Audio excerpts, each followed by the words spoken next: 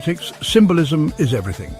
And when the president's spokesman is forced to publicly discard the president's most favored businessman, the message is louder than any slogan. Chiwenga is no longer playing catch-up. He's now setting the pace. Chiwenga scores a surprise victory over Tagur in the ZANU-PF power clash. Vice President Constantino Chiwenga has pulled off an unexpected victory against controversial businessman Kudakwashe Tagur, barely 24 hours after being publicly dismissed as, well, powerless and clueless by senior figures within ZANU-PF. In a dramatic turn of events, ZANU-PF spokesperson Chris Mutsvangwa, who has previously derided Chiwenga as incompetent, announced at a surprise press conference on Monday that Tagur's co-option into the Central Committee had been rejected, effectively handing Chiwenga a political win in the ruling party's ongoing power struggle. The Constitution is very clear as to how you can become a Central Committee member. Harare province may have had aspirations for him, but the party has its leadership. The tick box was looked at. Sadly, for Harare province, it wasn't the case. So he wasn't successful. Their bid to support him wasn't successful. ZANU-PF is a party of everybody, including business people. You can always go back and start again. If you finally meet the tick box, you may find yourself again as a Central Committee member. But for the time being, you may not be satisfying those conditions. Chiwenga's comeback, from humiliation to triumph.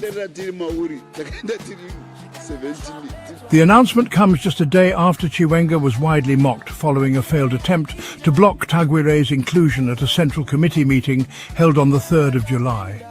At that meeting, insiders say Chiwenga rose furiously, demanding Tagur be ejected, only to realize that the businessman's name had never been officially tabled.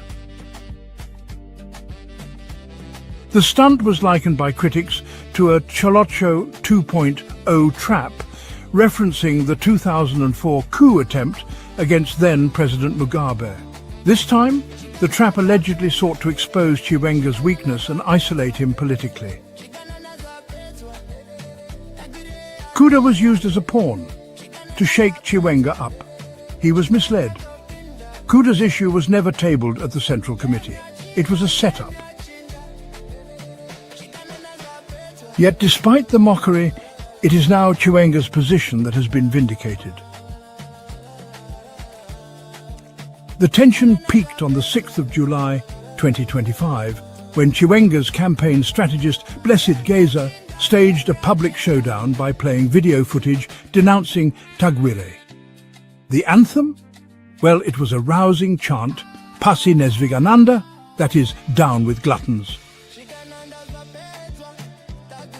Though dismissed by many as political theatre, the chant now appears to have been the prelude to victory. Maliswa insisted that real authority in ZANU-PF remains with the 10 provincial chairpersons, all allegedly loyal to President Emerson Mnangagwa, and by extension to Tagur. You know, power in ZANU-PF really lies with the 10 chairpersons, and all of them are loyal to ED. The army has, well, no control in ZANU-PF because it does not control the chairpersons. Chiwenga honestly misread the dynamics. Yet, in a stunning twist, the party's top structures have, it seems, defied that logic, rejecting Tagur's inclusion, at least for now. Chiwenga has not danced to the agitation of Mnangagwa. What he has done is show Mnangagwa that what he was doing is very wrong.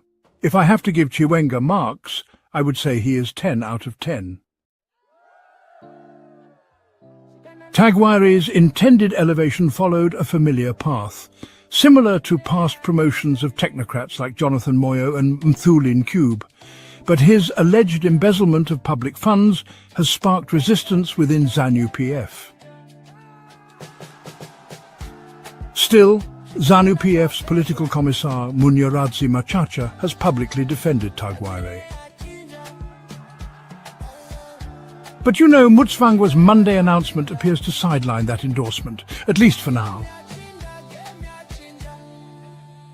The rejection of Tagur and the public credit it grants Chiwena really signals deepening fault lines within ZANU-PF's top ranks.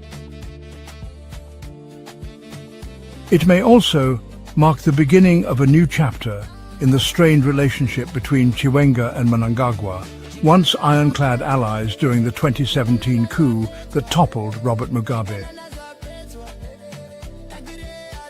If Chiwena's manoeuvres were meant to reassert control over ZANU-PF's succession roadmap, this surprise outcome offers a temporary upper hand. Whether it translates into long-term influence or sparks further retaliation from Mnangagwa's camp remains to be seen.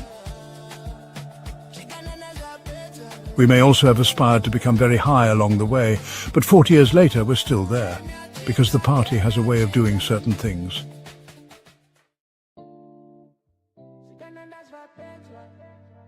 How did the country get here where Tagur is humiliated? It all started at the National Heroes Acre.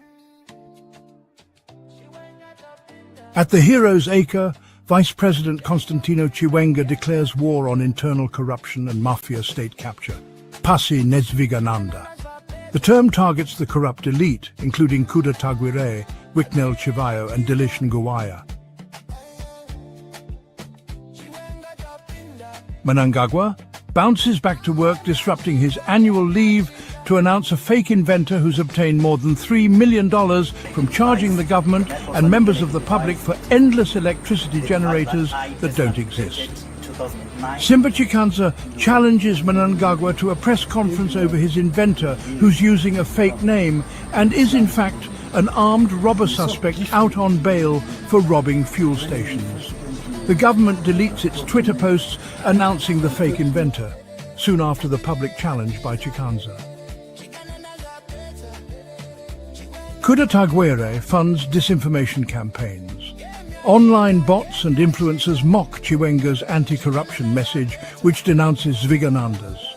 Tagur's campaigns glorify illiterate youth contractors with billion-dollar road and hospital tenders, despite their role in deliberate destruction of public infrastructure like Mbare Market and Harare Hospital, all to justify lucrative reconstruction contracts.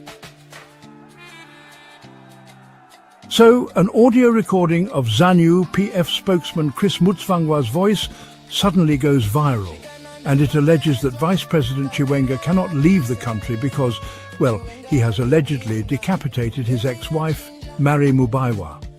Now, on the 17th of March 2025, an investigation by Al Jazeera's gold mafia investigator Simba Chikanza reveals that Mnangagwa is personally behind these negative stories, which are sparking distrust between the vice president and his ex-wife. This even includes collaborating accusations from her ex-husband, Shingi Kawangala. Not even one. A military-stamped citizens' petition demanding President Mnangagwa's retirement is submitted. Led by individuals such as Gifford Gomwe, with support from former security officials, it challenges Mnangagwa's leadership and, the infiltration of state structures by business cronies.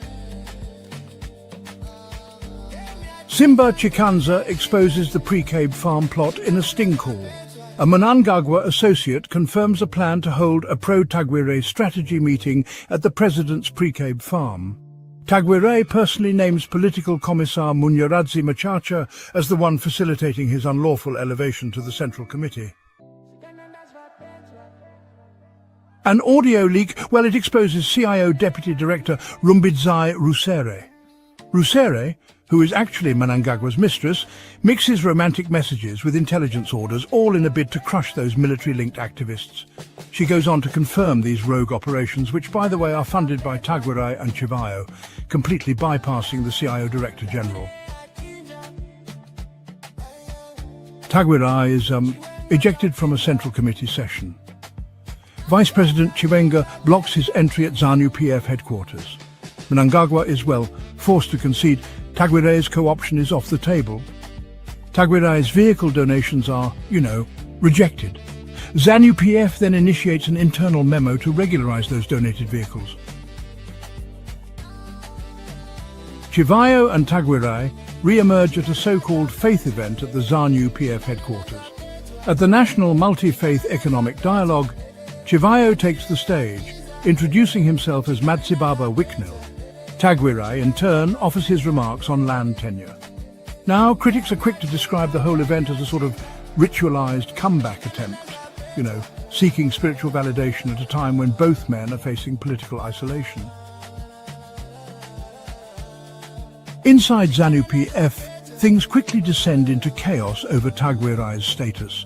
Harare chairperson Massimo Rembwa claims Tagur is, in fact, a senior provincial leader. But then ZANU-PF Commissar Machacha tells Chikanza that Tagur is only a regular member. The audio of this contradiction, well, it goes viral, and honestly it leaves the party rather embarrassed. Gifford Gomwe and his fellow petitioners, they launch a public truth campaign. They highlight inconsistencies in the party's messaging and expose Tagur's unconstitutional attempt at elevation. Above all, they really emphasize that money must no longer buy political power. ZANU-PF spokesman Christopher Mutsvangwa steps forward to issue the final verdict. He announces that Tagur's co-option is officially rejected. The Harare province's nomination is declared null and void. And just to be clear, the Central Committee has reasserted disciplinary control.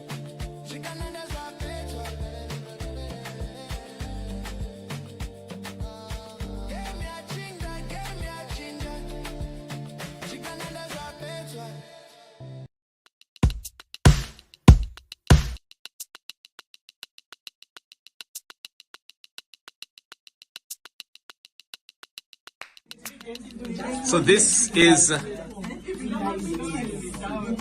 case number 26 out of the refunds, and we're just hearing this morning that a refund has been made. Have you found it? I did. Are you from Northampton? Hi. How many years have you waited? 3 years. 3 years? And how does it feel? I'm so happy. Yeah? I'm so happy. And thank you very much, Simba, for all your help. Thank you so much. Wow. And you found the reference now. Thank you. Yes, I did. How much more is left? About 45,000. 45,000 is left. Yeah. So far they refunded? How much? About 3,000. 3,000. And that's what you had deposited transferred into her account? Yeah. Right. Wow. What's your message to other women who are still to get their refunds? Keep on pushing. Keep on pushing. Don't lose hope. And listen to Simba, please. And Bud Ezra. Listen and follow all their instructions. We'll get victory. Wow. The descendants of the great pharaohs are clearly now rising to take over the world. The Americans have CNN, the British, BBC, the Asians have Al Jazeera, the Germans have DW. Where is the great pharaoh's own news network? Where's the great eagle's eye? It is here. It has come alive, finally. And even now, as I look at this instant reversal previously impossible, I know that this is just the beginning. There is clearly so much more in store for us if we were willing to invest in ourselves. Let's invest in ZimEye, our own network, the Black Pharaoh's News Network, the People's Eye, the ZimEye.